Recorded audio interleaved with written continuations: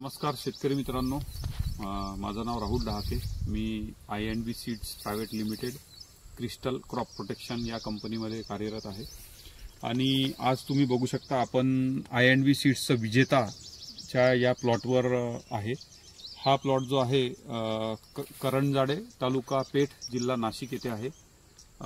माणिकरावजी भुसारे यांच्या शेतामध्ये आपण आज उभा आहोत.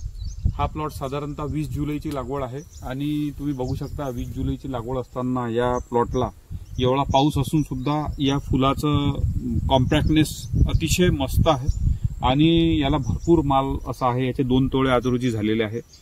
साधारणतः 45 ते 50 दिवसामध्ये पहिला तोळा या विजेता या वाणाचा सुरू होतो. विजेता हे असं वाण आहे की याचं शेतकरी म्हणजे 9-10 तोड्यापर्यंत याचं उत्पन्न आरामात घेऊ शकतो. आणि सध्या परिस्थितीमध्ये जर आपण बघितलं तर झेंडू या पिकाला शेतकरी कॅश क्रॉप म्हणून वापर करत असतात.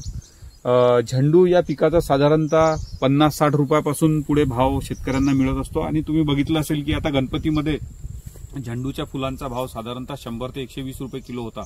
आणि आता पुढे नवरात्रासाठी या प्लॉटची जी आहे लागवड आपल्या माणिकरावजींनी केलेली आहे. तर आता अशी अपेक्षित आहे की साधारणतः 80 ते 100 रुपयाचा भाव आता नवरात्र सुरू झाल्यापासून यांना मिळेल.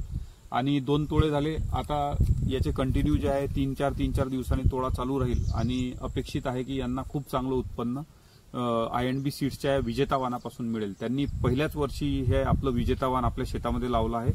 आणि या वर्षी हे वाण लावल्यानंतर ज्या वेळेस आम्ही त्यांची प्रतिक्रिया जाणून घेण्याचा प्रयत्न केला तर असं निदर्शनास आलं की दरवर्षीपेक्षा ते यावर्षी या वाणापासून खूप आनंदी आहेत. आणि एक विक्रमी उत्पादन त्यांना विजेता या वाणापासून मिळेल अशी त्यांची अपेक्षा आहे. तर मित्रांनो, आपण पार्ट 2 मध्ये नक्कीच भेटू की आपण शेतकऱ्याच्या तोंडून आपण जाणून घेऊ की त्यांना या विजेता वाणापासून किती उत्पन्न मिळालं आणि किती रुपयाचा त्यांना यावर्षी नफा विजेता वाणापासून मिळाला. धन्यवाद.